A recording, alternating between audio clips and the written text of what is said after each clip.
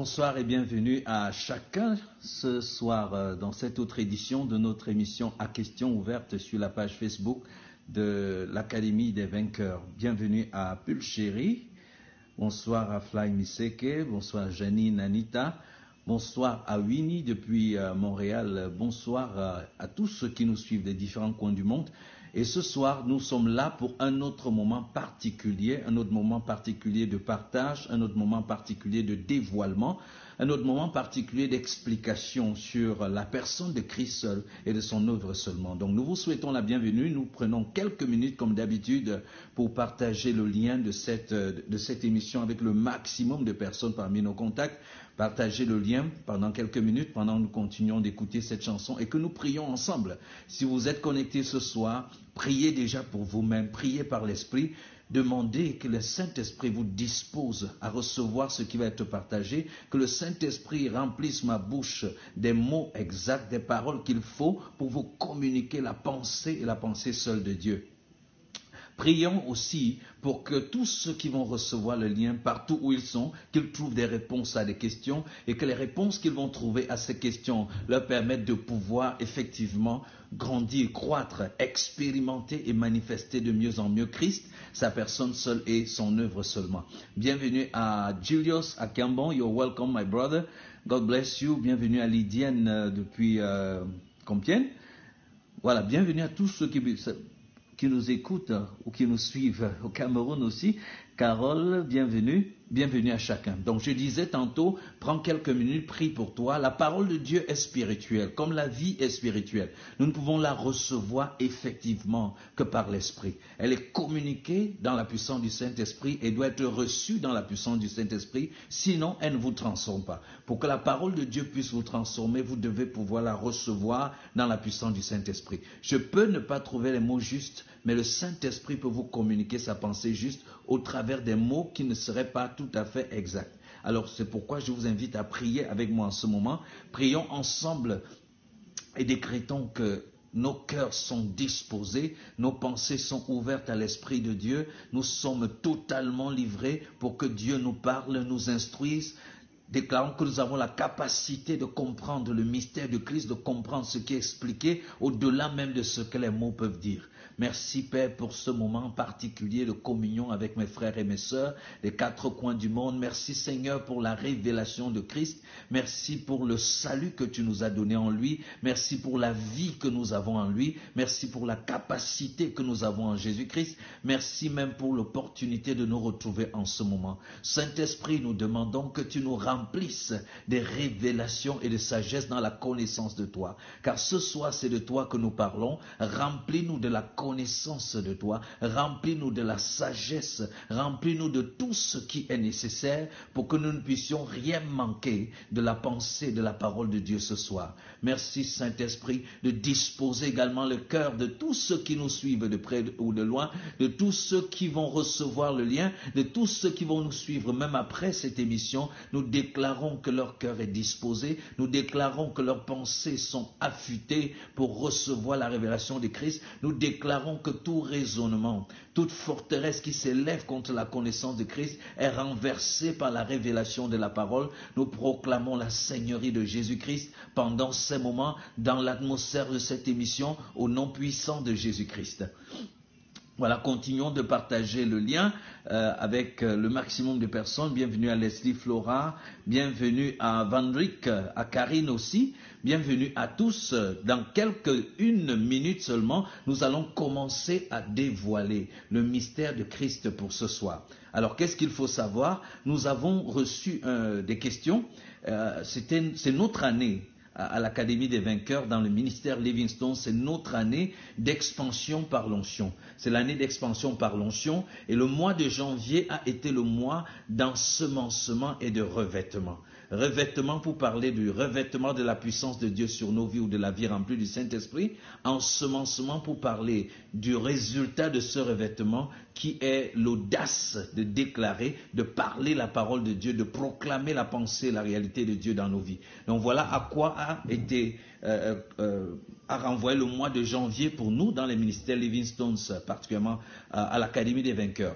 Et les questions que nous avons reçues au bout de ce mois de janvier sont justement des questions qui touchent à l'onction, qui concernent l'onction. C'est un mot très utilisé, mais pas toujours très bien compris. Et donc, les questions que nous allons aborder ce soir tournent autour de l'onction. Et lorsqu'on parle de l'onction, on ne peut ne pas parler du Saint-Esprit. Lui qui est la source, lui qui est le principe, lui qui est l'exécuteur puissant de la parole de Dieu, lui dont l'onction est l'expression ou la manifestation. Donc, il s'agira pour nous dans cette émission de toucher les questions liées au Saint-Esprit, les expressions comme recevoir le Saint-Esprit, comme être baptisé du Saint-Esprit ou baptisé de feu, des expressions comme être rempli du Saint-Esprit, des expressions comme naître d'eau et de l'Esprit, qui sont des expressions parfois qui créent de la confusion dans la pensée de nombreux chrétiens. Donc bienvenue encore à Questions ouvertes ce soir. Merci de partager le lien avec le maximum de vos contacts et retrouvons-nous dans quelques secondes seulement pour commencer avec les différentes questions que nous avons reçues ce soir. Bienvenue une fois de plus à tous, bienvenue à Lily Nendou, bienvenue à Jocelyn.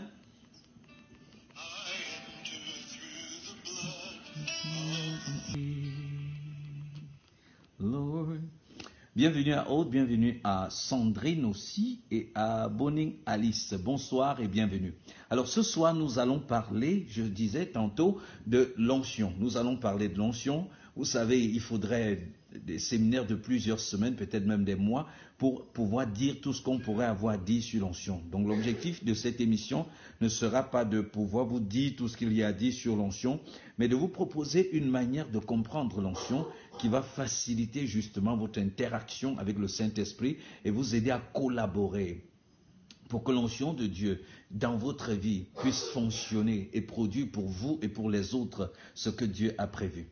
Alors lorsqu'on parle d'onction, il faut regarder comme c'est important dans toute interprétation correcte de la parole de Dieu, il faut déjà faire la différence entre l'Ancien Testament et le Nouveau Testament. Il faut regarder que dans l'Ancien Testament ou l'Ancienne Alliance, l'onction est préfigurée. L'onction est une chose qui est là pour annoncer la réalité. Donc dans l'Ancienne Alliance ou dans l'Ancien Testament, nous sommes dans l'ombre des choses à venir. Nous sommes dans les symboles, nous sommes dans les images, nous sommes dans les allégories. Mais dans le Nouveau Testament, nous entrons dans la réalité de la chose. C'est-à-dire dans l'Ancien Testament, par exemple, ou l'Ancienne Alliance, l'onction est symbolisée par l'huile. On parle de l'huile d'onction, on parle de différents types d'huile, on parle de l'huile, l'onction de lépreux, l'onction du sacrificateur, on parle de l'onction du roi, mais dans le Nouveau Testament ou dans la Nouvelle Alliance, on ne parlera plus de l'huile en tant que telle, mais on parle directement du Saint-Esprit. Ce que l'huile symbolisait dans l'Ancien Testament est aujourd'hui une réalité, la puissance réelle, palpable, concrète du Saint-Esprit, exprimée, manifestée au travers du croyant, parce que le croyant dans la Nouvelle Alliance est habité par le Saint-Esprit, alors que le croyant dans l'Ancienne Alliance n'était pas habité du Saint-Esprit, il était visité par le Saint-Esprit, l'Esprit pouvait venir saisir le prophète ou saisir tel, s'exprimer au travers de cette personne, utiliser cette personne, mais n'habitait pas, ne résidait pas dans ces personnes. Donc il faut comprendre que dans l'Ancien Testament, l'onction se pratiquait en versant de l'huile.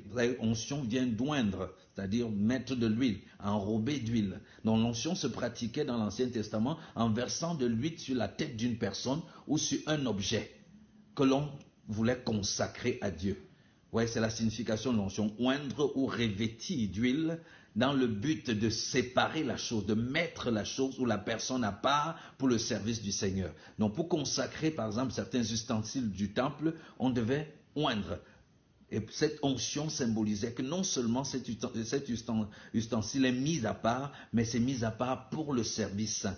De même également les serviteurs de Dieu, notamment les prêtres, les prophètes, les rois, devaient être oints, ils devaient recevoir une sorte d'onction qui non seulement les mettait à part, les séparait du peuple, mais leur conférait justement la capacité d'exercer le service précis pour lequel ils ont été mis à part. Et tout cela avait à voir avec servir l'Éternel.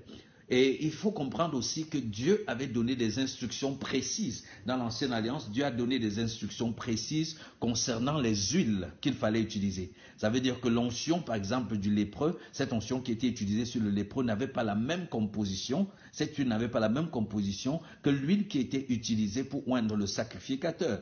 Cette huile de sacrificateur aussi n'avait pas la même composition que l'huile qui était utilisée pour oindre le roi. Et ça, c'est très, très, très important.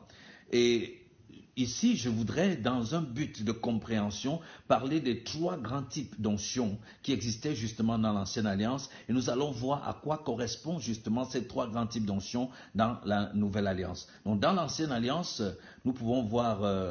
pour tout ce qui concerne ce que je viens d'expliquer dans Exode 30, verset 22 jusqu'à Exode 32, nous pouvons lire un ensemble d'instructions sur la composition des huiles d'onction et ainsi de suite. Mais je voulais parler de 3 grands types d'onction qui existent dans l'Ancienne Alliance. Et le premier type d'onction, c'est ce que je vais appeler l'onction de lépreux. L'onction de lépreux. L'onction de lépreux est un type d'onction qui était administré par le souverain sacrificateur, avec des sacrifices d'expiation et d'holocauste. C'était une onction spéciale qui était répandue, qui était enrobée sur un lépreux pour sa réintégration dans la communauté israélite. Cela marquait le fait que le lépreux a été guéri et pouvait donc être réintégré dans la communauté d'Israël. Vous pouvez lire cela dans Lévitique chapitre 14, les chapitres 14, versets 17, 18, 27, 28. Bon, Lévitique chapitre 14, versets 17, 18, 27, 28. Je vous donne les références, vous pourrez les lire. Mais l'onction de lépreux, c'était quoi exactement? Quand quelqu'un était atteint de lèpre, il était isolé. Quand le sacrificateur avait reconnu, avait identifié, diagnostiqué que ça c'est la lèpre, cette personne devait donc être séparée de la communauté, devait être mise à part, devait être mise en quarantaine. Donc la personne devait être mise en quarantaine pendant un certain temps. Et quand le temps là était passé, la personne revenait se présenter au sacrificateur qui devait donc l'examiner pour vérifier que la lèpre est finie, pour confirmer sa guérison. Et la marque donc qu'il était guéri et qu'il pouvait être réintégré dans la communauté, c'était cette huile de lépreux qu'on répandait sur lui, accompagnée d'un ensemble de sacrifices ou d'holocaustes qui étaient offerts. Donc c'est cette onction qui est appelée l'onction des lépreux. C'était une onction de purification, une onction de réintégration, une onction de réidentification avec le reste de la communauté. Et cette onction est très importante parce que, à cause du sens de cette onction maintenant dans la Nouvelle Alliance, à quoi correspond l'onction de lépreux? Vous devez comprendre que la lèpre est un type du péché. La lèpre est une image, est un symbole du péché dans l'Ancienne Alliance. Donc la lèpre est là, peut être associée au péché dans la Bible. Donc, lorsqu'on parle de l'onction de lépreux, si nous revenons dans la Nouvelle Alliance, l'onction de lépreux correspond à la nouvelle naissance. La nouvelle naissance qui est le mécanisme par lequel ou dans lequel Dieu, par son esprit, vient dans l'esprit de l'homme qui était mort. Vous savez, à cause du péché, l'homme naît étant mort selon l'esprit. Il est donc séparé de Dieu, il est séparé de la communauté divine, il est séparé de la divinité, il est séparé des saints. Voilà. Et donc, cette séparation est donc marquée par sa mort spirituelle. Mais par la nouvelle naissance, qu'est-ce qui se passe? Le Saint-Esprit vient dans votre esprit et il redonne la vie à votre esprit qui était mort. C'est cette nouvelle création, cette régénération, cette ressuscitation, cette résurrection de votre esprit qui est appelée la nouvelle naissance. En d'autres termes, l'onction du Saint-Esprit agit dans votre esprit, vous donnant une nouvelle naissance et vous intégrant dans le corps du Christ, vous intégrant dans le corps des saints. Vous étiez séparés du corps des saints, vous étiez perdus, vous étiez morts à cause de vos offenses, c'est-à-dire à cause de la lèpre, mais par l'onction du Saint-Esprit, par la vie de l'Esprit qui vient dans votre esprit, vous êtes ramenés à la vie, vous êtes vivifiés, vous êtes ressuscités et vous êtes intégré dans le corps du Christ comme membre de ce corps, comme membre total, entier, membre vital de ce corps. Et c'est cela l'onction des lépreux. Donc dans la Nouvelle Alliance, ce qui dans l'Ancienne Alliance était l'onction de lépreux pour réintégrer la personne dans la communauté, pour nous, c'est la nouvelle naissance. La nouvelle naissance n'étant pas une amélioration de la vie de quelqu'un, la nouvelle naissance n'étant pas juste le fait d'avoir été lavé de ses péchés, mais est surtout le fait d'avoir été vivifié par la venue et la présence de l'Esprit de Dieu en nous. Quand vous naissez donc de nouveau, c'est le Saint-Esprit qui vient habiter en vous. Quand on dit que quand tu reçois Christ dans ta vie, en réalité, tu ne vas pas voir ce costaud palestinien qui était mort à la croix venir ouvrir ton corps et entrer à l'intérieur de toi. Non. Recevoir le Saint-Esprit, c'est recevoir Jésus-Christ. Quand vous recevez Jésus-Christ, le Saint-Esprit, effectivement, est celui qui vient en vous et qui vous scelle pour le jour de la rédemption, qui met un cachet dans votre esprit, qui vous marque éternellement comme étant la propriété privée de Dieu désormais. Le Saint-Esprit vient se mélanger à votre esprit et il y a un esprit nouveau qui est créé, qui s'appelle la nouvelle création en Christ. Donc en vous n'habite plus simplement votre esprit, en vous n'habite plus simplement le Saint-Esprit, mais en vous habite votre esprit dans l'esprit de Christ et l'esprit de Christ dans votre esprit. Et cette entité qui est l'esprit de Christ en vous et vous dans l'esprit de Christ s'appelle la nouvelle création en Christ. En vous habite cet esprit qui est la nouvelle création en Christ. En vous habite cet esprit qui ne peut plus être dissocié. Vous dans le Christ, Christ en vous. Indissociable, un seul et même esprit. Voilà l'esprit qui habite en vous et c'est là la nouvelle naissance. Vous voyez pourquoi il est très important de s'assurer que non seulement l'évangile qu'on annonce, le contenu de cet évangile soit correct, mais aussi que cet évangile soit annoncé dans la puissance du Saint-Esprit. Parce que l'évangile, ce n'est pas battre quelqu'un intellectuellement avec des arguments. Ce n'est pas répondre à toutes les questions qu'il se pose sur la Bible jusqu'à ce qu'il soit coincé et il n'a plus de questions et puis il dit bon voilà, ok, tu m'as gagné, je vais réciter une prière. Non. L'évangile, c'est une réinvention. L'évangile, la nouvelle naissance, c'est une réinvention. La nouvelle naissance qui t'est prêchée, l'évangile qui t'est prêché, te tue avec Christ à la croix, t'ensevelit avec Christ et te ressuscite ensemble avec Christ et te fait monter avec Christ pour te faire asseoir ensemble avec lui dans les lieux célestes. L'évangile, c'est l'Esprit de Dieu qui vient créer un être nouveau. C'est pourquoi 2 Corinthiens chapitre 5, 17 nous dit quoi? Si quelqu'un est en Christ, il est une nouvelle création ou créature. Donc, ce n'est pas une création une créature qui existait avant. C'est un nouveau toi qui est créé, qui est engendré spirituellement, qui est inventé, un toi qui n'a jamais existé, un toi qui n'a jamais péché, un toi qui n'a jamais été lié, un toi qui n'a jamais été condamné. C'est un nouveau toi qui est inventé, un nouveau toi qui est créé. Et ça, c'est la nouvelle naissance, et ça, c'est l'onction de lépreux. C'est une résurrection. Le christianisme, c'est la résurrection. J'entends beaucoup dire non. Le christianisme, c'est la croix, hein, c'est vraiment la croix. C'est la mort de Jésus. Vous voyez, lorsqu'on parle de croix, on parle de la mort de Jésus. Mais la mort de Jésus, certes, pouvait nous laver de nos péchés. Mais la mort de Jésus ne pouvait pas faire de nous une nouvelle création. Si Jésus s'arrêtait simplement à mourir, alors nous ne serions pas différents de tous les autres dont leurs leaders religieux sont morts. Nous ne serons pas différents si Jésus s'arrêtait à la mort, alors ça veut dire qu'on pourrait suivre tout aussi Baha'u'llah ou Mohamed ou toute autre personne. Mais ce qui fait du christianisme, le christianisme, ce qui fait la différence entre nous et tous les autres, c'est la résurrection de Jésus-Christ et non sa mort. C'est pourquoi l'apôtre Paul va nous dire, je crois dans 2 Corinthiens 3, que si Jésus n'est pas ressuscité, alors nous sommes encore dans nos péchés. Si Jésus n'est pas ressuscité, alors notre foi est vaine. Il ne dit pas si Jésus n'est pas mort. Il ne dit pas si Jésus n'a pas été crucifié, mais il dit si Jésus ne ressuscitait pas, nous serons sans espérance. Notre foi est vaine. Ça ne sert à rien. Nous serons comme tous les autres. Donc il faut savoir que le christianisme, la foi chrétienne, c'est la résurrection. Et c'est cette résurrection-là qui s'appelle la nouvelle naissance. Il ne s'agit pas de la mort, il s'agit de la naissance. C'est la résurrection qui crée la nouvelle personne que nous sommes. Et c'est là ce qui correspondait à l'ancienne alliance, à l'onction de lépreux. Donc tout enfant de Dieu, tout croyant qui a reçu l'évangile de Jésus-Christ, a été oint de l'onction de lépreux, c'est-à-dire a reçu la présence et le sceau du Saint-Esprit dans sa vie. Et il est devenu une nouvelle création. Gloire à Jésus. J'espère que ceci est compréhensible pour quelqu'un. J'espère que ceci permet à quelqu'un de revisiter sa nouvelle naissance, de ne plus se voir juste comme quelqu'un que Dieu a pris l'a nettoyé avec le sang de Jésus et l'a brandi là pour dire que bon voilà le chrétien. Non, nous ne sommes pas ceux qui avons été nettoyés. Nous n'avons pas été nettoyés simplement. Nous n'avons pas été seulement purifiés. Nous sommes morts avec Christ et nous sommes ressuscités ensemble avec lui. La nouvelle création en Christ, c'est le vrai chrétien. Et le vrai chrétien, c'est celui qui a été recréé. Gloire à Jésus. Donc, parmi les questions qui nous ont été posées ce soir, quelqu'un demandait la différence entre recevoir le Saint-Esprit et être baptisé du Saint-Esprit. Je crois que par cette explication, vous comprenez qu'on reçoit le Saint-Esprit lorsqu'on reçoit Jésus.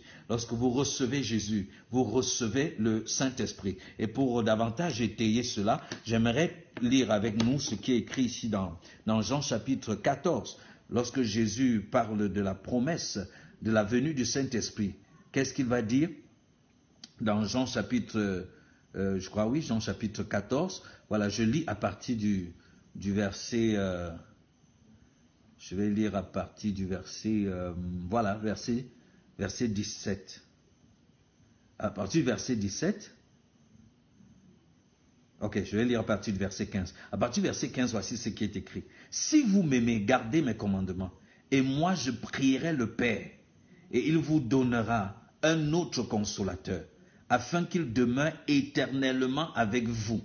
Jésus n'a pas fait la promesse que lui, tel qu'il était, il va habiter dans le chrétien, non. Il dit qu'il va prier le Père et le Père va donner un autre consolateur, allos parakletos, ça veut dire un autre exactement comme moi. En d'autres termes, je vais revenir en tant que consolateur, en tant que Saint-Esprit, pour habiter, il dit, demeurer éternellement avec vous. Donc Jésus nous promet aux disciples que le Saint-Esprit, il va recevoir le Saint-Esprit de la part de son Père et il va rendre le Saint-Esprit disponible dans leur vie de manière éternelle. Le verset 17 dit l'Esprit de vérité que le monde ne peut pas recevoir parce qu'il ne le voit point et ne le connaît point. Mais vous, vous le connaissez car il demeure avec vous et il sera en vous. Vous voyez, cet Esprit demeure avec vous. Jésus parle de lui. Pour l'instant, je suis là avec vous. Emmanuel, Dieu avec nous. Je suis là avec vous, mais je serai en vous. Vous voyez bien le verset 17 là? Il dit l'Esprit de vérité que mon Père, que le monde ne peut recevoir parce qu'il ne le voit point et ne le connaît point. Mais vous, vous le connaissez, car il demeure avec vous. Il demeure avec vous. Ça c'est au présent de l'indicatif. Et il sera en vous. Ça c'est au futur. Jésus n'est pas encore mort et ressuscité. Jésus n'est pas encore monté vers le Père. Jésus n'a pas encore reçu le Saint-Esprit pour le rendre disponible à ses disciples. C'est pourquoi il met cela au futur. Il sera en vous. Donc Jésus nous fait savoir que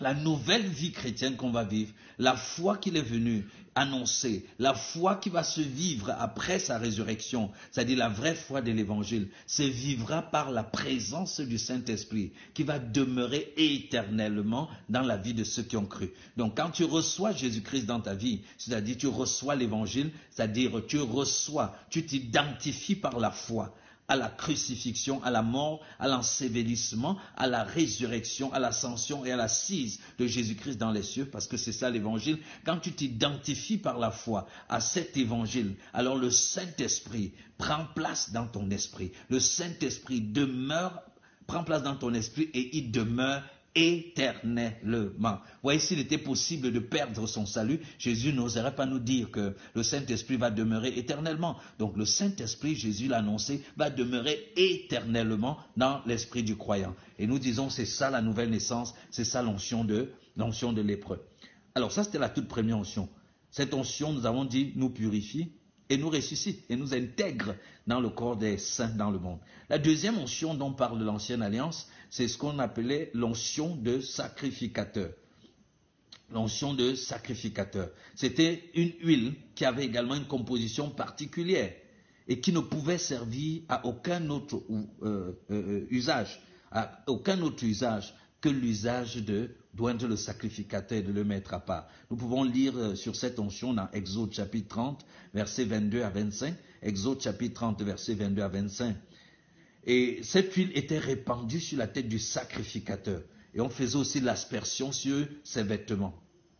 Lisez même à partir d'Exode 29, les 2 chapitres en parlent, Lévitique chapitre 8 en parle, même le psaume 133 que nous aimons bien. Il est doux et agréable pour les frères de demeurer ensemble. Car c'est quoi? C'est comme l'huile qui coule sur la barbe d'Aaron et qui descend sur le pan de ses vêtements. voyez, c'est très beau, n'est-ce pas? De l'huile d'onction qui descend, on a versé sur sa tête, ça descend le long de sa longue barbe et qui s'égoutte là sur le bord du vêtement d'Aaron.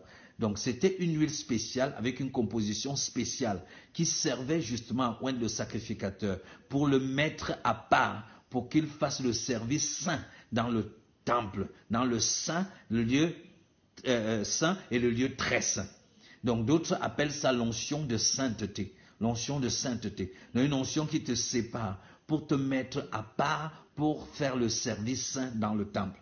Et cette onction communiquait donc au sacrificateur non seulement la capacité de diriger des cultes d'adoration au Seigneur, ces cultes qui se faisaient par les offrandes de sacrifice à différentes heures, les offrandes d'animaux et ainsi de suite, mais également cela conférait au sacrificateur la capacité d'enseigner, de conduire l'adoration et surtout d'intercéder en faveur du peuple, d'intercéder auprès de Dieu en faveur du peuple. Donc cette huile, cette capacité surnaturelle commissionnait, capacitait le sacrificateur pour faire une telle chose. Et dans le Nouveau Testament, à quoi correspond donc l'onction de sacrificateur? Je voudrais déjà, avant d'entrer là-dedans, préciser que lorsqu'on parle d'onction, on ne parle pas de différentes vagues de quelque chose. On parle de différentes expressions de la présence du Saint-Esprit en nous. Donc, même si je dis onction de lépreux, ensuite onction de sacrificateur, puis onction de roi, ce ne sera pas comme si ces différentes vagues d'huile. Dans l'Ancien Testament, c'était des huiles séparées avec différentes compositions. Amen. Mais dans le Nouveau Testament, le Saint-Esprit est la source, l'auteur et le dépositaire de cette onction. Et il s'exprime donc à la nouvelle naissance par l'onction de lépreux. Et maintenant, par la suite, il s'exprime en nous par l'onction de sacrificateur. C'est-à-dire que il imprime la sainteté de Christ qui nous a été gratuitement donnée. Il œuvre en nous, en tant que Saint-Esprit, pour imprimer la sainteté de Christ que nous avons reçue dans différents aspects de nos vies, pour influencer nos pensées, influencer nos paroles, influencer nos attitudes par la sainteté, le caractère de Christ qui réside en nous. Gloire à Jésus. Donc l'onction de sacrificateur est cette onction qui était donc répandue et qui rendait le sacrificateur capable d'enseigner, capable d'adorer, capable d'intercéder, bref, tout ce qui pouvait se faire dans le temple. Alléluia. Tout ce qui pouvait se faire à l'intérieur du temple. Vous voyez, il y a l'individu qui reçoit l'onction de lépreux. Maintenant, il y a l'onction de sacrificateur qui a à voir avec le service à l'intérieur du temple. Et maintenant, il y a l'onction, le troisième type d'onction que nous allons voir, qui met à part, qui capacite pour faire le service en dehors du temple, dans le monde séculier, dans la vie de tous les jours. Alléluia. J'espère que vous me comprenez très bien. Donc, l'onction de sacrificateur permet de faire le service dans le temple. Maintenant, remarquez quelque chose. La Bible dit, Dieu dit, je n'habiterai plus dans les temples faits de main d'homme. Ça, nous le savons. Maintenant, l'apôtre Paul vient nous dire dans le livre de Corinthiens, ne savez-vous pas que vous êtes le temple de Dieu et que l'Esprit de Dieu habite en vous? Et Jésus vient dire à la femme samaritaine dans Jean chapitre 4, il lui dit, l'heure vient et elle est déjà là, où ce ne sera plus ni sur la montagne, ni dans le temple à Jérusalem, mais les vrais adorateurs adoreront le Père en esprit et en vérité. Les vrais adorateurs adoreront le Père en esprit et en vérité. Vous voyez, il nous donne ici de comprendre que dans l'Ancienne Alliance, le temple était un lieu fixe, notamment à Jérusalem, avec une certaine organisation. Il y avait les parvis, il y avait le lieu saint, il y avait le lieu très saint, et c'était organisé de cette façon. Mais l'apôtre Paul nous fait comprendre que dans la nouvelle alliance, nous sommes devenus le temple de Dieu. Le lieu, les parvis sont sur nous, le lieu saint est en nous, le lieu très saint est en nous. Donc l'onction de sacrificateur, qui oignait et capacitait le sacrificateur à faire le service dans le temple, est cette même huile, cette même onction, cette même présence, cette même manifestation de la présence du Saint-Esprit dans nos vies, qui nous permet d'œuvrer, qui œuvre à l'intérieur de nous, qui œuvre pour rendre manifeste le fruit de l'Esprit, le caractère de Christ, la sainteté de Christ, la pureté de Christ, la pensée de Christ, tout le travail qui se fait à l'intérieur de nous, nous guérir de nos blessures, nous restaurer dans notre âme, nous rafraîchir, nous renouveler à l'intérieur, mettre de la flamme et du zèle et toutes ces choses à l'intérieur de nous. Ça, c'est l'onction de sacrificateur. Gloire à Jésus. Et la Bible appelle cela la vie remplie du Saint-Esprit. Quand nous sommes remplis du Saint-Esprit, nous sommes contrôlés par le Saint-Esprit. Nous sommes empuissancés dans notre personnalité, dans notre caractère par le Saint-Esprit. Et là, c'est l'onction de sacrificateur qui opère et qui fonctionne à l'intérieur de nous. C'est le Saint-Esprit dans sa manifestation, dans sa capacitation de sacrificateur qui opère et qui agit à l'intérieur de nous et qui permet justement que le fruit de l'Esprit, alléluia, le fruit de l'esprit soit manifeste. C'est quoi le fruit de l'esprit? L'amour, la joie, la patience, la tempérance, la maîtrise de soi, la bonté, la bénignité. Ouais, le fruit de l'esprit est l'œuvre de l'onction de sacrificateur en nous. Le fruit de l'esprit est le fruit du travail de l'esprit à l'intérieur de nous. Voilà. Le travail du Saint-Esprit à l'intérieur de nous produit le fruit de l'Esprit. C'est différent des dons de l'Esprit. Les dons de l'Esprit nous permettent d'agir à l'extérieur. Nous y arrivons. Mais le fruit de l'Esprit, c'est ce qui se passe à l'intérieur de nous. C'est l'impression, c'est le cachet de Christ, son caractère, sa personne s'exprimant à l'intérieur de nous. Gloire à Jésus. Donc le chrétien dans la nouvelle alliance est celui aussi qui expérimente par la présence du Saint-Esprit en lui l'onction de sacrificateur, la sanctification de son être entier, la purification de ses pensées, la manifestation de l'amour, de la joie, de la patience, de la tempérance, ainsi de suite. Lorsque vous manquez ce genre de fruit dans votre vie, vous pouvez savoir que vous n'êtes pas suffisamment rempli ou gouverné ou contrôlé par le Saint-Esprit. Gloire à Jésus. Voilà. Et l'apôtre Paul donc vient nous enseigner dans Éphésiens chapitre 5, à partir du verset 18. J'aime bien lire ce passage plutôt dans la version transcription dynamique de la Bible. Je vais lire, vous allez aimer, je vous assure, je vous promets que vous allez aimer. C'est très bien, c'est trop bien écrit dans cette version de la Bible. Donc dans Éphésiens chapitre 5, à partir du verset 18, voici comment c'est écrit ici. Il dit, c'est la voie qui mène à une vie de plénitude. C'est la voie qui mène à une vie de plénitude. Ne recherchez pas l'ivresse que produit le vin. Cela mène à une vie déréglée, au libertinage et à la perdition. Mais buvez à longs traits à la coupe de l'esprit. Buvez à longs traits à la coupe de l'esprit. Laissez-vous constamment à nouveau remplir par le Saint-Esprit et cherchez en lui votre plénitude. Voilà un mot qu'il faut noter, plénitude. On va revenir sur ce mot. Mais il dit quoi? Buvez à longs traits à la coupe de l'esprit. C'est ça, être rempli du Saint-Esprit. C'est laisser le Saint-Esprit prendre le contrôle. Imaginez l'eau dans un verre et un verre rempli d'eau. Imaginez l'eau dans une maison et une maison remplie d'eau. Donc, lorsqu'il y a de l'eau dans une maison, l'eau peut être dans une salle, l'eau peut être dans un seau. Mais lorsqu'on parle d'une maison remplie d'eau, ça veut dire que tous les coins et tous les recoins de la maison, l'eau a pénétré. Vous pouvez trouver l'eau sous les tables, sous les chaises, un peu partout. L'eau a circulé dans tous les coins et recoins de la maison. Tous les coins et recoins de votre vie, le Saint-Esprit veut remplir. Le Saint-Esprit veut remplir vos pensées, remplir vos émotions, remplir vos sentiments, remplir votre volonté, remplir vos souhaits, remplir vos désirs, vos aspirations. Le Saint-Esprit veut remplir et diriger totalement votre vie. Parce qu'il connaît la volonté de Dieu, il connaît la pensée de Dieu et il veut s'exprimer selon la pensée de Dieu en vous. Il veut remplir votre être de joie. Il veut remplir votre être de paix. Il veut remplir votre être d'amour. Il veut remplir votre être de maîtrise de soi. Il veut vous remplir des mêmes sentiments qui étaient en Jésus-Christ. Il veut vous remplir de la vraie joie de l'esprit, de la vraie paix de l'esprit. Et l'apôtre Paul dit, il faut rechercher cela. C'est une sorte d'ivresse. C'est une sorte d'ivresse. Je causais avec une de mes filles tout à l'heure qui me disait, chaque fois que je prie maintenant, j'ai l'impression que je perds carrément le contrôle. C'est comme je suis ivre. Je me retrouve en train de danser, je me retrouve parfois en train de me rouler au sol. Oui, l'ivresse de l'esprit.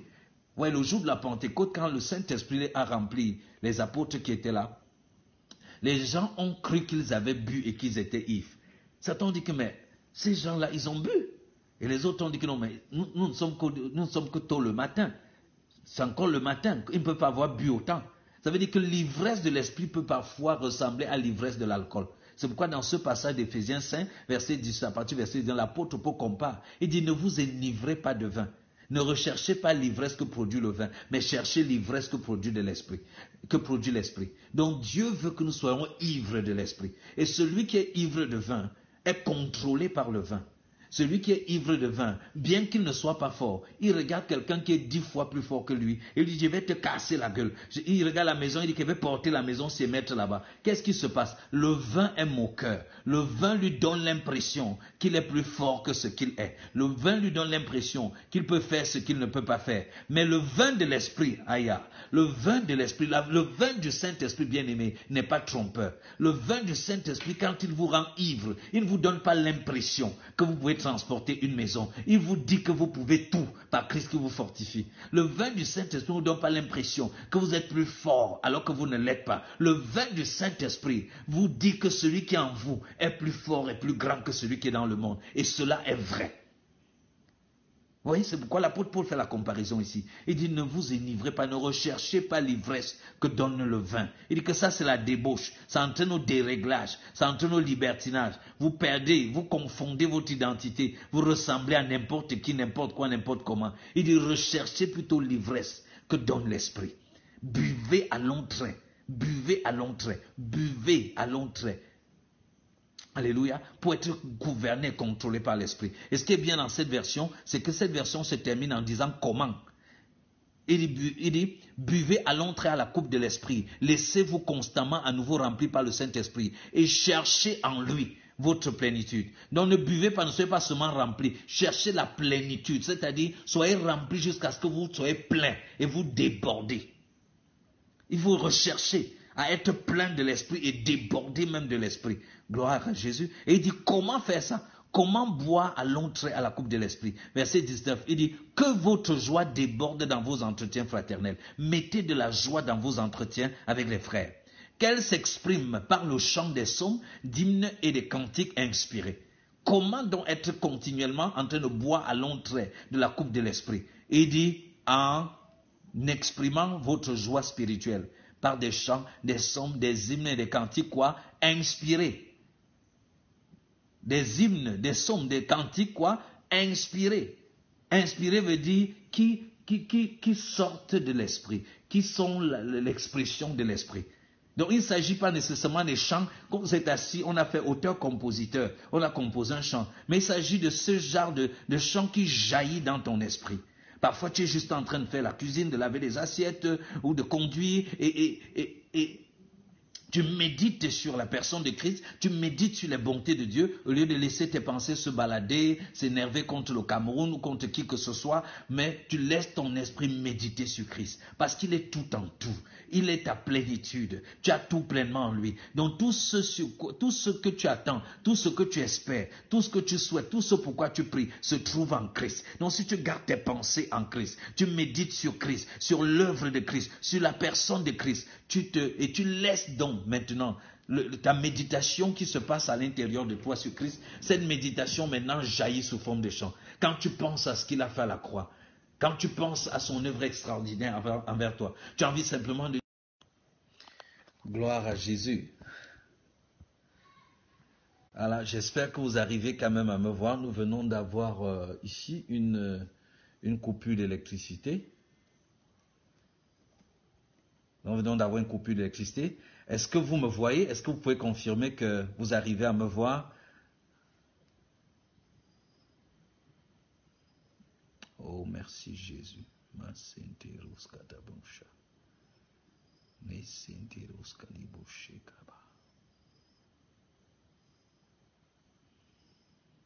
Ok, super.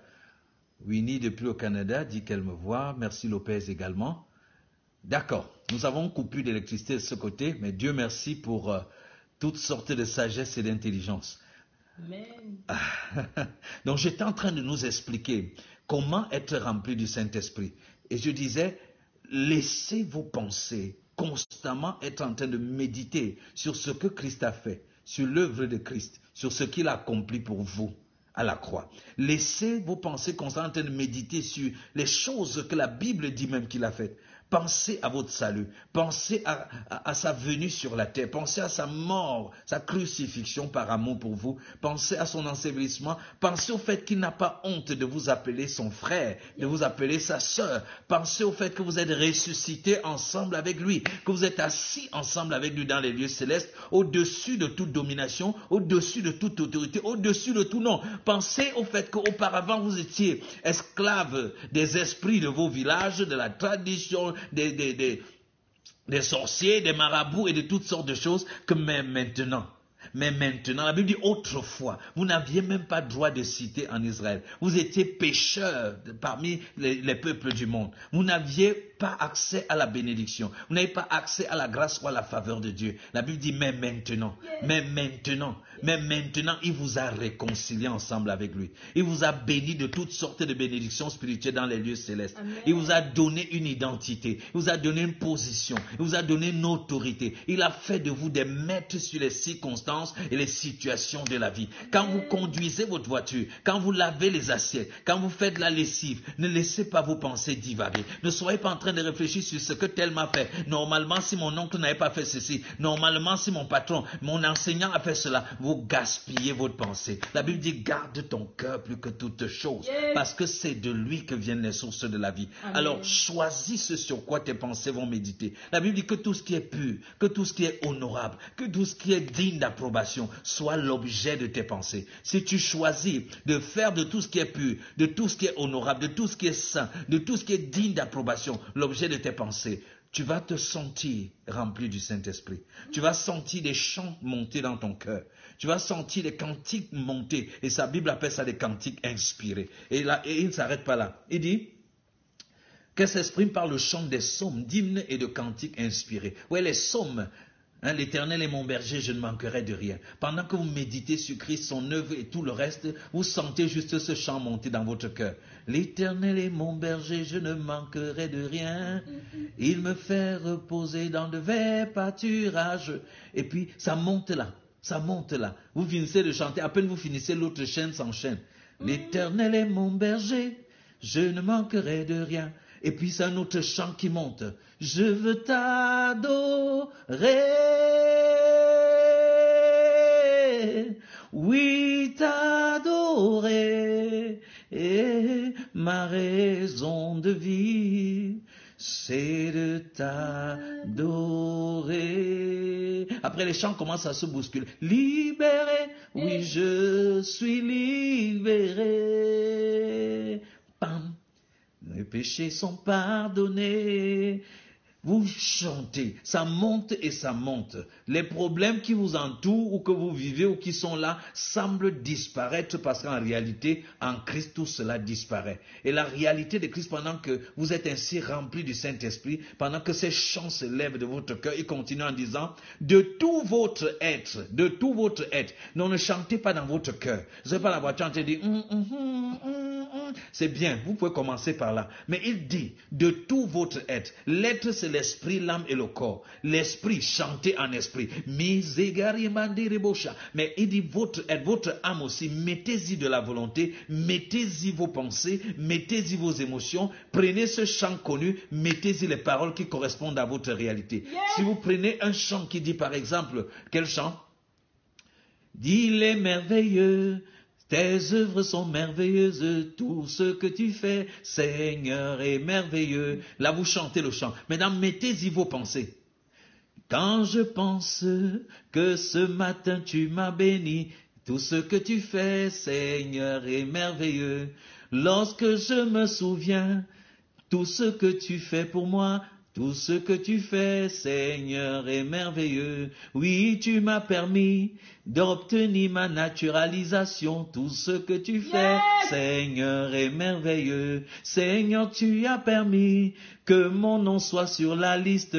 tout ce que tu fais. Là, tu es en train d'y mettre tes pensées. Mets-y tes pensées. Maintenant, ajoute-y ta volonté. Là, on est toujours dans ton âme. Ajoute ta volonté. Décide que je vais faire ça comme ça pendant les 45 prochaines minutes. Décide que je vais faire ça, chanter ainsi jusqu'à ce que j'arrive et que je garde la voiture ou que je finisse de faire la cuisine ou que je finisse de laver les assiettes et ainsi de suite. Mais ne t'arrête pas là. Ton âme contient aussi tes émotions. Mets-y des émotions. Mets comme quelqu'un disait du cube magie dedans.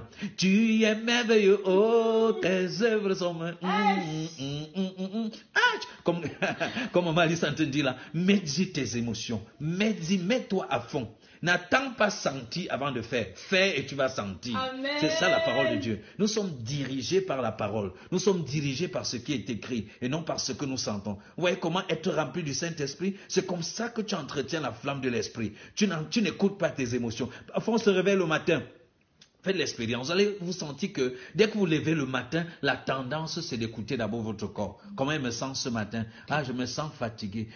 Et quand vous commencez à écouter votre corps, vous risquez de même pas prier. Vous risquez de même pas méditer. Vous risquez de commencer la journée avec la tête lourde. Non, dès que tes yeux s'ouvrent le matin, oh gloire à Jésus, merci Seigneur, merci Jésus, ne prêtez pas attention à votre corps, prêtez attention à l'esprit. Vous êtes un esprit qui habite dans un corps et qui possède une âme. Dirigez votre âme, dirigez votre corps par l'esprit. Et quand vous levez le matin, connectez-vous, laissez directement l'esprit commencer à s'exprimer.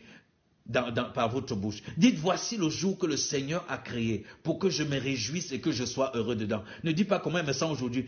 On a dit qu'on devait faire aujourd'hui. Oh, la journée s'est chargée, je vais même m'en sortir, et ainsi de suite. Refusez de vous inquiéter. La Bible dit ne vous inquiétez de rien. Choisissez de dire ce que la Bible dit, d'exprimer ce que Dieu exprime. Et vous allez commencer à vivre des journées extraordinaires. Amen. Si les gens me disent souvent, comment tu fais pour faire ci? Comment tu fais pour t'en sortir? Ah, comment tu fais? J'ai appris et je continue d'apprendre à être rempli du Saint-Esprit, à boire continuellement long trait de l'Esprit. Si vous parlez en d'autres langues, parlez spontanément en langue. N'attendez pas à voir des orientations. Alléluia. N'attendez pas à voir si, merci Seigneur, la lumière est venue. N'attendez pas si ou ça. Parlez, continuez, exprimez-vous totalement. N'attendez pas à avoir un signal. En route, vous êtes en train de marcher et subitement, il n'y a plus, vous arrêtez là, peut-être vous attendez un taxi. Mais vous n'êtes pas obligé de parler fort. Je peux parler en langue là et personne ne suit ce que je dis.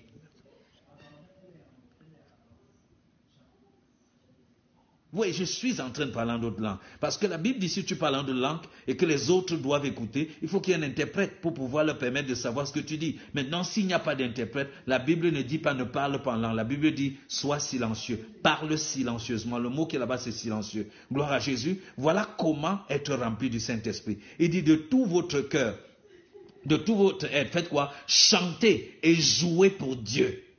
Chantez et jouez. Donc ne chantez pas, jouez même pour Dieu. Mettez du jeu dedans. Mettez du jeu dedans. Comme on disait tout à l'heure. Tu es merveilleux. Tes œuvres sont merveilleuses. Tout ce que tu fais, Seigneur. Et mets-y du jeu. Mets-y, il dit, de tout votre cœur. Chantez et jouez pour Dieu. Si tu sais taper, tu es merveilleux.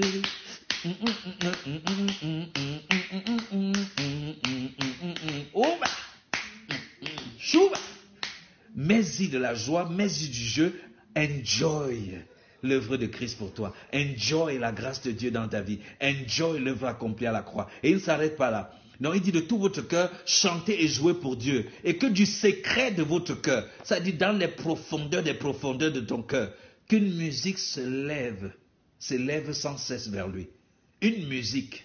Là, il ne s'agit plus des paroles.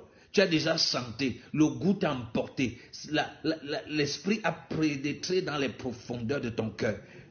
Tu arrives à un niveau, les mots manquent. Les mots manquent. Tu comprends celui qui a dit, je ne sais pas comme il le faut chanter la joie qui est en moi. Je ne sais pas comme il le faut exprimer la joie qui vient de toi. Ou comme... mon frère Lortega a chanté, je voudrais juste que tu saches que ton amour m'a dépassé. Non, je n'ai pas mérité. C'est-à-dire, à un moment, ça te dépasse. Tu ne sais plus quoi dire. Entouré par ta grandeur, mon cœur va-t-il frémir? Danserai-je pour toi, mon Jésus? Serais-je saisi par la peur devant toi? Resterai-je debout? Vais-je tomber sur mes genoux? Chanterai-je Alléluia? Comment je vais me comporter le jour où je te rencontre? Mais ce qui est bien, c'est que tu es en moi. Ta présence en moi est trop sucrée. Ça m'embrouille, ça me secoue. Je ne sais pas s'il doit rester debout, être à genoux ou garer la voiture. Parfois, en plein poste central, l'embouteillage, là, c'est comme si je suis plutôt content qu'il y ait l'embouteillage. Parce que je roulais en chantant et le fait de devoir garder mon attention sur la route m'exigeait que je sois un peu moins concentré. Donc, tant mieux pour l'embouteillage, tant mieux pour le feu rouge. Je reste là, je chante, je tape mon volant et parfois, les autres qui sont à côté se mettent à me regarder. Ils doivent se dire, mais ce type-ci, avec tous les problèmes, est-ce qu'il a même des problèmes? Oh, les problèmes sont extérieurs. Mais à l'intérieur de toi, à l'intérieur de l'enfant de Dieu, se trouve la solution, se trouve la vie de Dieu, la vie triomphante. Celui qui en moi est plus fort que ce qui est dans le monde. Celui qui en nous, enfants de Dieu, est plus fort que ce qui se passe au Cameroun. Et si nous apprenons à être remplis du Saint-Esprit et à saturer l'atmosphère de notre pays, de la joie de l'Esprit, de la présence de l'Esprit, manifeste de l'Esprit, nous pouvons changer la nation. Nous pouvons amener une onction, l'onction de sacrificateur va jaillir en nous et va se transformer en onction royale et va commencer à affecter tout ce que nous faisons, tout ce que nous disons. L'atmosphère du pays sera transformée. Je vous assure, je peux vous le garantir. Donc voilà ce que l'apôtre Paul donne comme conseil. Il continue en disant, où que ce soit, à tout moment, et pour toutes choses, apportez à Dieu l'hommage de votre reconnaissance au nom de notre Seigneur Jésus-Christ. Il dit, où que ce soit, à tout moment et pour toutes choses, où que ce soit, à tout moment et pour toutes choses. En d'autres termes, ne laissez pas l'espace pour autre chose dans votre vie. Où que ce soit dans un endroit compliqué, dans un endroit difficile, que ce soit dans ce bureau où tu as l'impression que tout le monde te déteste, tout le monde te fait des coups bas, il dit où que ce soit. Il dit pour toutes choses, bonnes ou mauvaises, il dit que de ton cœur jaillissent des actions de grâce. Que ton cœur, ta pensée, ton âme soit constamment fixée sur le Seigneur. Oh bien-aimé, si ton salut ne te garde pas dans une joie extraordinaire, il n'y a pas plus grand que le salut. Il n'y a rien. Si ton salut ne te produit pas une joie permanente, qu'est-ce qui va te donner dans la joie? L'argent, ça vient et ça part. Quoi? Le mariage, le visa? Tu vas finir par aller dans tel pays, après tu vas dire que c'était tout. Donc c'était tout ça. Voyager, tu vas te marier et tu vas te rendre compte que certains sont au mariage, ils se demandent qu'est-ce qui les avait pris pour qu'ils se marient. Toutes ces choses sont éphémères, mais la joie permanente, c'est celle qui jaillit de la personne de Christ qui habite en toi et de son œuvre qu'il a accomplie pour toi. Gloire à Jésus. Donc voilà à quoi ressemble l'onction de sacrificateur. C'est vraiment cette manifestation de la présence du Saint-Esprit en nous, qui nous remplit de la joie, de la paix, de l'amour, de la célébration, de la maîtrise de soi, de tout l'enthousiasme que produit l'Esprit. J'aime quand l'apôtre Paul parle du royaume de Dieu, il dit que le royaume de Dieu ne consiste pas en manger et boire. Il dit que le royaume de Dieu, c'est la justice, la paix et la joie dans le Saint-Esprit. Righteousness, peace, joy in the Holy Ghost. Ooh. Righteousness, peace, and joy in the Holy Ghost. That's the kingdom of God. That's righteousness, peace, joy in the Holy Ghost. Righteousness, peace, and joy in the Holy Ghost. That's the kingdom of God. Don't you want to be a part of the kingdom? Don't you want to be a part of the kingdom? Don't you want to be a part of the kingdom? Come on everybody. Là, c'est Ron Kenoli qui chantait justement ce verset de l'apôtre Paul. La justice, la paix et la joie dans le Saint-Esprit. Voilà le royaume de Dieu. La conscience du fait que nous sommes devenus la justice de Dieu en Christ. La paix, la conscience du fait que nous sommes en paix avec Dieu, réconciliés éternellement, qu'il ne nous condamne plus, qu'il n'impute plus aux hommes leurs péchés, et la joie qui jaillit de tout cela, une joie que communique l'Esprit. Voilà comment vivre la vie remplie du Saint-Esprit. Vous pourrez reméditer Éphésiens chapitre 5, versets 18 à 20, pour mieux comprendre comment être rempli du Saint-Esprit. Vous voyez, tout ce qui a été cité, la joie, les chants, c'est pour actiser, c'est pour ranimer la flamme. Comme Paul dit à Timothée, ranime le don, ravive le don que tu as reçu. C'est ta responsabilité de raviver le don, c'est ta responsabilité de ranimer le don que tu as reçu. Le don du Saint-Esprit, tu l'as reçu à ta nouvelle naissance, il t'a scellé, il habite en toi. Mais je dis souvent, c'est comme s'il est dans un état de graisse, comme un morceau de graisse. Maintenant, quand tu ranimes, tu chantes, tu fais tout ce qui a été dit là, inclus à cela l'écoute de la parole révélée de Dieu, ça ranime le don. C'est comme si ça chauffe la graisse. La graisse devient liquide et commence à couler dans différents domaines, dans différentes parties, dans différentes dimensions de ton être. Alléluia. Donc ça, c'est l'onction de sacrificateur. Maintenant, passons à la dernière onction qui était citée dans l'Ancien Testament. C'était l'onction royale. Alléluia. L'onction de roi.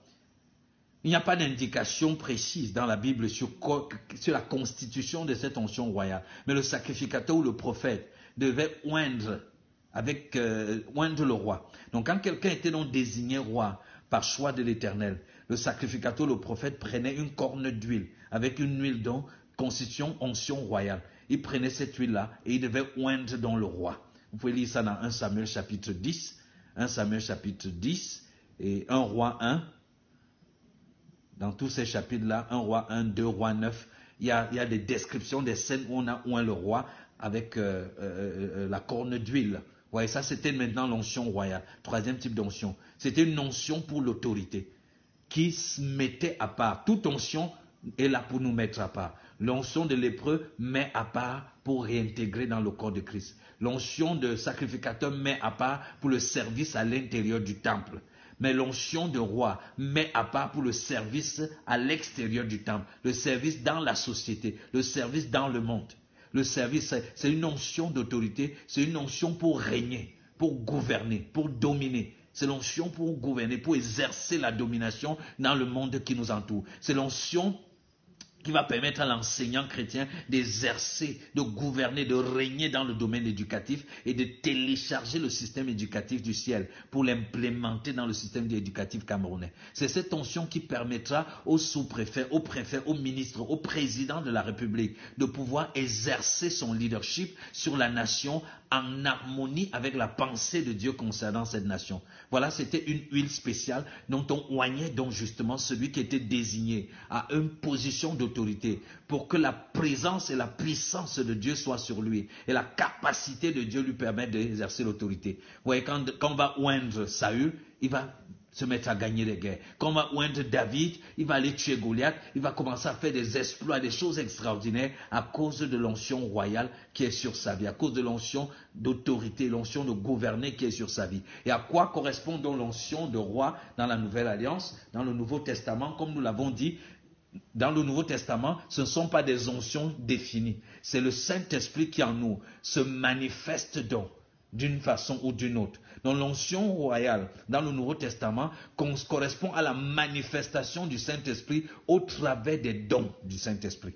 L'onction royale te permet d'opérer dans le séculier. L'onction royale te permet d'opérer dans le monde naturel, dans le monde externe et de provoquer des changements. Et effectivement, les dons du Saint-Esprit sont là pour nous permettre d'exercer maintenant un service en dehors de nous-mêmes, de notre homme intérieur, pour nous exercer les services à l'endroit des autres. Celui qui a la manifestation ou le don de guérison, de miracle, de foi, de prophétie, rend service maintenant aux autres, rend service au monde qui l'entoure, rend service à la société autour de lui. Ça, c'est l'onction royale.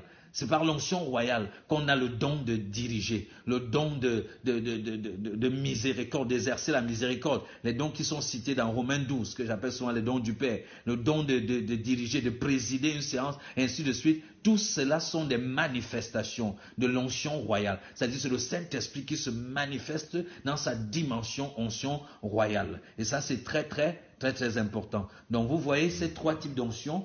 Ça veut dire que chaque chrétien portant en lui la personne du Saint-Esprit est susceptible de manifester à tout moment ces trois types d'onction.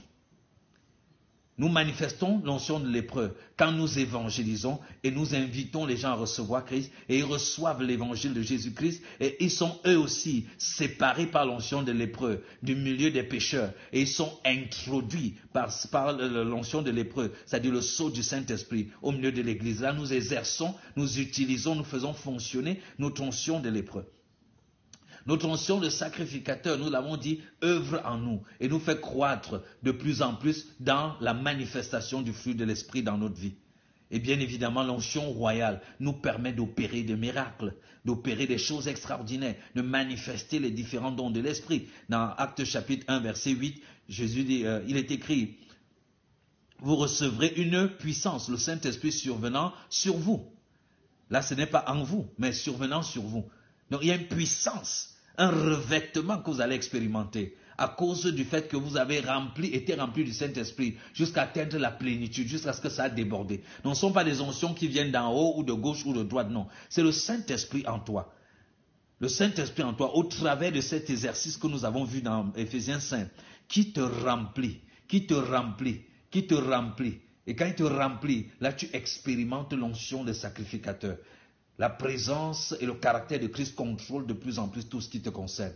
Maintenant, si tu continues de te remplir, tu continues de te charger, cette onction qui est à l'intérieur déborde à l'extérieur et te recouvre et commence à affecter les choses qui te concernent, affecte ton travail, affecte ton mariage, affecte tes activités, affecte les malades, affecte ceux qui sont tourmentés par les esprits, tu deviens même attirant. Les gens ne comprennent pas, mais toi tu ne comprends pas. Tout le monde semble s'intéresser à toi, tout le monde semble t'apprécier, tout le monde semble trouver que ce que tu fais est extraordinaire. Tout ce que tu touches, c'est comme si la perfection, l'excellence de Christ se manifeste au travers de cela. Ça, c'est l'onction. Vous savez que quand on met de l'huile sur quelque chose, la chose brille. Et ce qui brille attire, ce qui brille captive, ce qui brille, on donne de la valeur à ce qui brille. De même, quand vous allez raviver, quand vous allez activer au travers de la vie remplie du Saint-Esprit, activez l'onction et que l'onction va finir par déborder et vous recouvrir. Les gens vont vous demander si vous avez changé de savon. Certains vont dire que mais tu es sûr que tu ne fais pas le maquillage.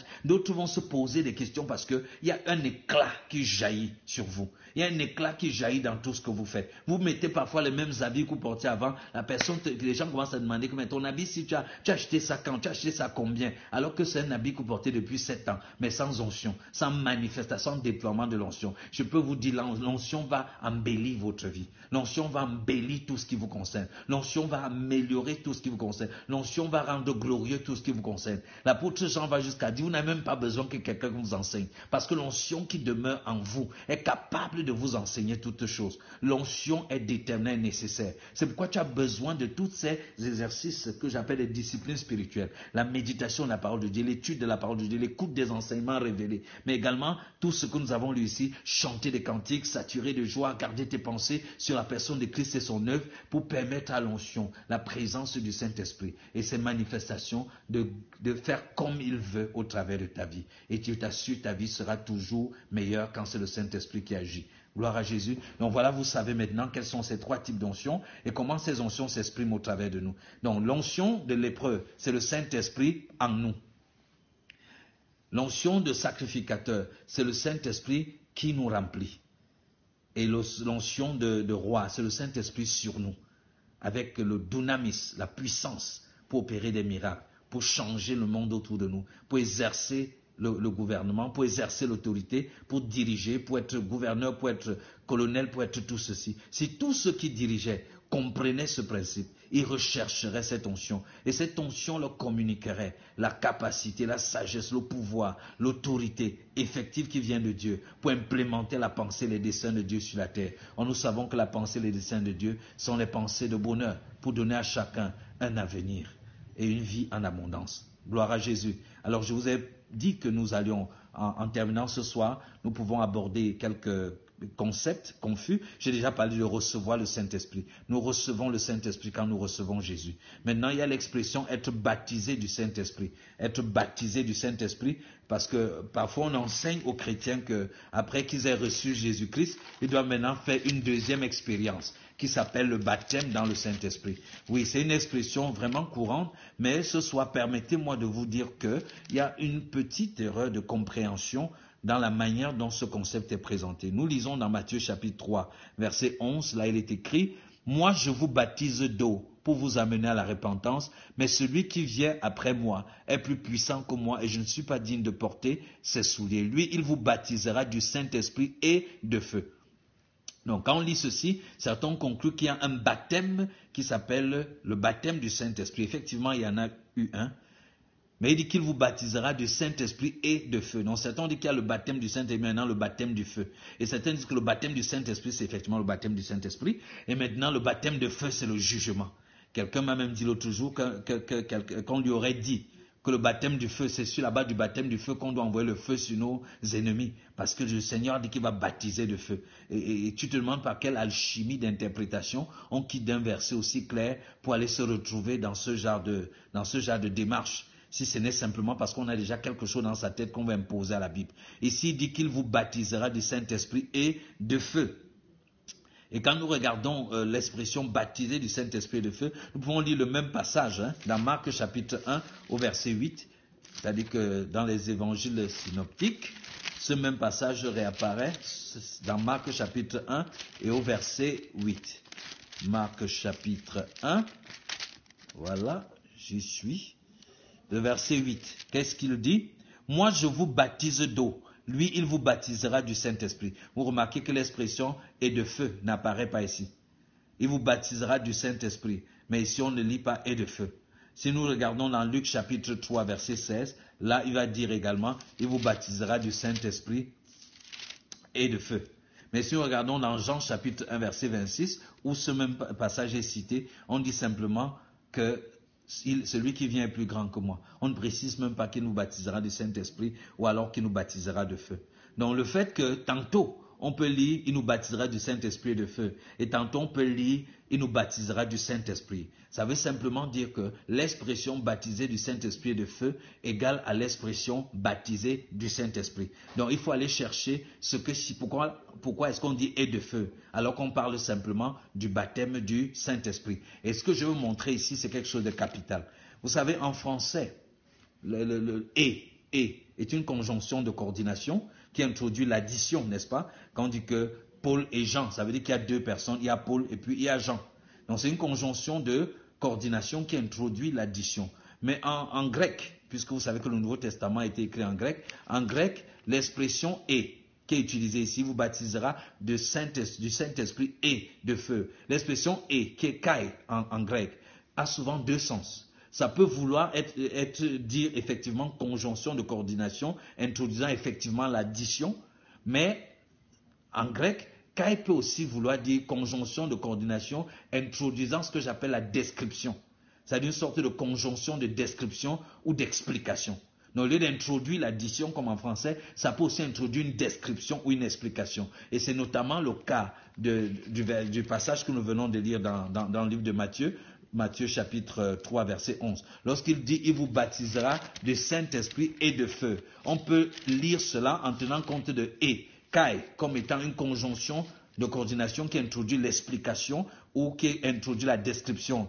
On lira donc « il vous baptisera de Saint-Esprit, c'est-à-dire de feu ». Ou encore « il vous baptisera de Saint-Esprit à la manière ou descriptivement comme du feu ». Et l'expression donc « à la manière du feu » ou « comme du feu » nous permet de localiser dans les actes des apôtres quel est l'événement qui s'est produit, où il y a eu une immersion des gens dans le Saint-Esprit, avec une intervention à la manière du feu, un symbole du feu. Là, nous allons aller dans Actes des Apôtres. Voilà, on y va ensemble. Dans Actes des Apôtres, le jour de la Pentecôte, je crois que nous sommes au chapitre 2 des Actes des Apôtres. Là, il est écrit, le jour de la Pentecôte, ils étaient tous ensemble dans le même lieu. Tout à coup, il vint du ciel un bruit comme celui d'un vent impétueux, et il remplit toute la maison où ils étaient assis. Des langues semblables à des langues de feu, voilà le feu, leur apparurent séparées, les unes des autres, et se posèrent sur chacun d'eux. Et ils furent tous, non pas baptisés du Saint-Esprit, mais ils furent tous remplis du Saint-Esprit et se mirent à parler en d'autres langues selon que l'Esprit leur donnait de s'exprimer. Donc vous voyez ici, remarquez que dans cette histoire qui est racontée justement ici, on dit que le jour de la Pentecôte, qu'est-ce qui s'est passé? Des langues semblables à des langues de feu. Donc il y a eu une action du Saint-Esprit au jour de la Pentecôte. Ils ont été remplis du Saint-Esprit. Mais on a pu voir, on a pu décrire comment ça s'est passé. Il y a des langues de feu qui ont apparu. On voit ici l'accomplissement de ce que Jean-Baptiste avait prophétisé. Il dit, moi je vous baptise d'eau, mais celui qui vient et dont je ne suis pas digne de délier les souliers, vous baptisera du Saint-Esprit. Et vous allez reconnaître cela par le feu qui sera là. Il va vous baptiser du Saint-Esprit. Ce sera descriptivement comme du feu. Donc, le jour de la Pentecôte, il y a eu une immersion, parce que le baptême c'est l'immersion, il y a eu une immersion, ils ont baigné dans le Saint-Esprit. Et le symbole qui a illustré cela, c'était des langues de feu qui ont apparu. Donc lorsque Jésus parlait de baptiser du Saint-Esprit de feu, il ne parlait pas de deux baptêmes, dont l'un serait le baptême du Saint-Esprit et l'autre serait le baptême du feu, mais il parlait du baptême du Saint-Esprit qui sera la manière du feu. Voilà, merci Léonard. Léonard, effectivement, tu fais bien de citer Jean chapitre 3 qui parle du baptême d'eau et du baptême qui parle de naître d'eau et de l'esprit. C'est exactement la même explication. Bonnier Léonard, c'est effectivement ça lorsque Jésus dit si celui qui ne naît d'eau et de l'esprit ne peut voir le royaume de Dieu. C'est on dit que oui, naître d'eau c'est le baptême d'eau et naître de l'esprit c'est le baptême du Saint-Esprit, non. Et on parle de naissance, on ne parle pas de baptême. Et si on dit que naître d'eau, c'est baptiser d'eau, et naître du Saint-Esprit, c'est baptiser du Saint-Esprit, ça veut dire que Jésus dit que pour naître de nouveau, il faut naître d'eau et de l'Esprit. Alors si nous disons que naître d'eau, c'est baptiser d'eau, et naître du Saint-Esprit, c'est baptiser du Saint-Esprit, ça veut dire que nous disons que celui qui reçoit l'Évangile, tant qu'il n'est donc pas baptisé d'eau et baptisé du Saint-Esprit, selon cette description, ne serait pas né de nouveau. Or, nous savons que la nouvelle naissance ou le salut, c'est uniquement par la grâce au moyen de la foi. Ce n'est pas le baptême qui te fait naître de nouveau. Donc, on ne peut pas interpréter naître d'eau et de l'Esprit comme étant baptisé d'eau. Il n'y a même pas, je ne sais toujours pas par quel mécanisme alchimique on fait la transition pour quitter la naissance d'eau et de l'Esprit pour arriver à un baptême d'eau et baptême de l'Esprit. Mais comme je viens d'expliquer, là encore, nous retrouvons le même mot « et » qui est « Caïn ». Donc, si vous ne naissez d'eau et de l'esprit, en d'autres termes, si vous ne naissez d'eau, c'est-à-dire de l'esprit, si vous ne naissez d'eau, c'est-à-dire de l'esprit, et bien évidemment, le Saint-Esprit, l'eau est souvent utilisée dans la parole de Dieu, et même Jésus l'a utilisée comme une image du Saint-Esprit. Lorsqu'il a dit, par exemple, celui qui croit en moi, des fleuves d'eau vive jailliront de son sein et couleront jusqu'à la vie éternelle. La Bible précise, il parlait du Saint-Esprit qui devait venir, car le Saint-Esprit n'avait pas encore été donné. Donc l'eau est effectivement une image du Saint-Esprit. Donc dans Jean 3, il dit effectivement, celui qui ne naît d'eau et de l'Esprit. C'est-à-dire celui qui ne naît d'eau, c'est-à-dire de l'Esprit. Celui qui ne naît d'eau, c'est-à-dire de l'Esprit. Donc c'est de la naissance de l'Esprit que Jésus est en train de parler. Et si vous regardez bien ce passage de Jean 3, vous allez voir que Jésus parlait justement à Nicodème. Il dit à Nicodème que si tu ne nais de nouveau, l'expression qu'on a traduite là par nouveau, anotène, nouveau, c'est en fait, en grec, ça veut dire naître d'en haut, ou alors naître du monde des esprits. Naître d'en haut, ou naître du monde des esprits, du monde de l'esprit. Donc Jésus est en train de parler de naître de l'esprit à Nicodème. Mais comme Nicodème n'était pas instruit, enseigné, comme Nicodème ne connaissait pas la révélation, lui voyait ça de manière charnelle. C'est pourquoi il demande à Jésus que, comment un homme qui est déjà grand peut rentrer dans le sein de sa mère pour que sa mère l'accouche une seconde fois? Parce que le mot anotène, qui a le mot grec, peut être traduit soit par nouveau ou par d'en haut. Mais là, dans ce verset, Jésus va préciser à Nicodème que non, tu as mal traduit le mot. Je ne veux pas dire naître de nouveau, c'est-à-dire naître une seconde fois. Je suis en train de parler de naître d'en haut, naître de l'esprit, naître d'eau, c'est-à-dire de l'esprit. Et il va continuer en disant que celui qui naît de l'esprit est comme le vent. Et le mot esprit en grec, c'est pneuma, qui veut dire le vent. Donc Jésus parle de la naissance de l'esprit. Il ne parle pas d'un baptême d'eau ou d'un baptême du Saint-Esprit. Donc voilà quelques explications sur ces mots. Être baptisé du Saint-Esprit. Le baptême du Saint-Esprit se produit une seule fois et ça s'est produit le jour de la Pentecôte. Une seule fois, ça se produit. Le jour de la Pentecôte, il y a eu baptême, c'est-à-dire qu'il y a eu immersion, l'Église a été enfantée et le Saint-Esprit les a remplis. Le Saint-Esprit, la promesse de Jésus de donner le consolateur a été accomplie. Donc Jésus n'a pas prévu de donner le consolateur à chaque chrétien qui naît de nouveau, non. Le consolateur, le Saint-Esprit, a été donné au corps de Christ, l'Église sur la terre, une seule fois, le jour de la Pentecôte, et ce fut cela, le baptême du Saint-Esprit. Maintenant, tous ceux qui reçoivent Christ sont simplement remplis du Saint-Esprit. Parce qu'imaginez, nous sommes le corps de Christ, chacun de nous est un membre. Donc le Saint-Esprit est parti de la tête et a été donné à l'ensemble du corps. Le Saint-Esprit habite désormais dans le corps. Il n'y a aucun verset qui dit qu'après la Pentecôte, le Saint-Esprit est retourné au ciel, comme c'était le cas dans l'Ancien Testament. Non, le Saint-Esprit est désormais présent dans le corps. Donc dès qu'un membre du corps naît de nouveau, c'est-à-dire prend vie, le Saint-Esprit qui est dans le corps remplit cette partie-là. Dès que cet autre membre prend vie par la nouvelle naissance, le Saint-Esprit remplit également. Donc le Saint-Esprit remplit le chrétien, c'est-à-dire scelle le chrétien et occupe l'esprit du chrétien quand il naît de nouveau. Amen. Donc le Saint-Esprit vient habiter dans le chrétien. Et le chrétien peut être rempli du Saint-Esprit. Mais le baptême du Saint-Esprit, c'était une expérience qui correspondait à une promesse que Jean-Baptiste avait faite. Et cette promesse s'est accomplie le jour de la Pentecôte. Donc voilà quelques explications qui nous permettent de clarifier un peu sur ces différents thèmes. Gardez que le plus important, c'est que vous soyez constamment rempli du Saint-Esprit, constamment débordant du Saint-Esprit, constamment chargé de la présence du Saint-Esprit. Et je vous ai dit qu'il y a des choses parfois qui peuvent créer des fuites, qui peuvent nous décharger, qui peuvent, vous voyez, le péché en soi, les mauvaises émotions, la tristesse, même rendre ministère aux gens, nous décharge de la puissance. C'est pourquoi il dit de boire continuellement à long trait. Il faut se renouveler, se renouveler. La colère, la haine, le manque de pardon, toutes ces choses créent des fuites d'onction dans notre vie. C'est pourquoi le Seigneur dit, garde ton cœur, ne te laisse pas aller à la colère, qu'aucun lien d'amertume, de tristesse, qu'aucune animosité, que fuyez le péché, résistez au péché jusqu'au sang. Ce n'est pas parce que si vous commettez le péché, vous allez aller en enfer. Non, il n'y a plus aucune condamnation pour vous. Mais ça va alourdir, ça va vous deplete, comme on dit ça en français. Ça va créer des fuites, vous décharger inutilement. Pendant que certains utilisent leurs onction pour ressusciter des morts, pour transformer les vies de plusieurs. Toi, tu seras en train de gaspiller ton onction dans le péché, les mensonges, dans la haine, dans la colère, dans la rancune et tout le reste. Non.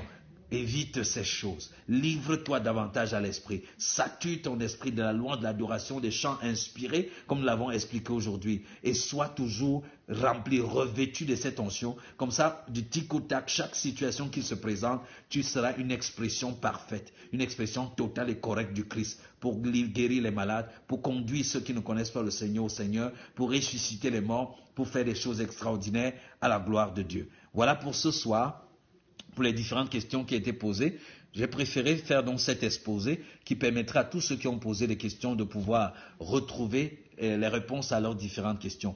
Merci de rester connectés. Ça nous fait plaisir que vous envoyez des questions. Ne gardez pas vos questions. Lorsque vous comprenez mal la parole de Dieu, vous vivez mal la parole de Dieu. Vous vivez une vie chrétienne erronée. L'époque où on disait que la parole de Dieu ne peut pas se comprendre, qu'on n'a pas le droit de poser les questions, qu'on n'a pas le droit de s'interroger sur la parole de Dieu, l'époque là est révolue. La Bible dit qu'en notre temps, la connaissance de Dieu va remplir la terre, comme les eaux remplissent le lit de l'océan. Ça, c'est ce moment-là, la connaissance de Dieu remplie. Dieu veut que tu comprennes ce que tu lis. Dieu veut que tu comprennes ce que tu crois. Dieu veut que tu sois capable de comprendre et d'expliquer. Mieux tu comprendras, plus tu pourras efficacement fonctionner dans ta nouvelle réalité en Christ. Voilà ce que je voulais partager avec vous ce soir. Restons connectés.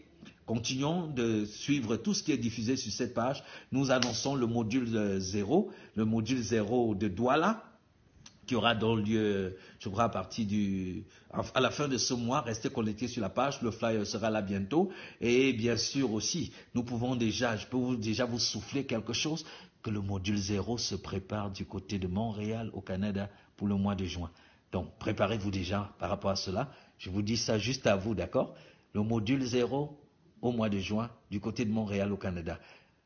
Et ce sera un moment formidable. Donc, restez connectés sur la page. Prions que la connaissance de la personne de Christ et de son œuvre continue de se répandre. Je prie pour quelqu'un ce soir qui n'a pas encore expérimenter une fois la plénitude du Saint-Esprit. Je prie au nom de Jésus que tu sois rempli du Saint-Esprit, que tu sois saturé du Saint-Esprit, que tu expérimentes la manifestation du Saint-Esprit en termes des langues spirituelles, en termes de toutes sortes d'expressions du Saint-Esprit, que tu commences à recevoir des paroles de connaissance, que l'Esprit prophétique, la prophétie par le Saint-Esprit commence à s'exprimer au travers de toi, que tes mains soient ointes et commence à guérir les malades. Je prie que tu sois débordant, que le Saint-Esprit contrôle tes pensées, tes émotions, que l'amour, la joie, la paix, la tempérance, la bonté, la bénignité commencent à s'exprimer au travers de toi, que là où on te connaissait comme quelqu'un d'impulsif, comme quelqu'un comme quelqu'un d'agressif, comme quelqu'un de rancunier, je déclare que par la présence du Saint-Esprit en toi,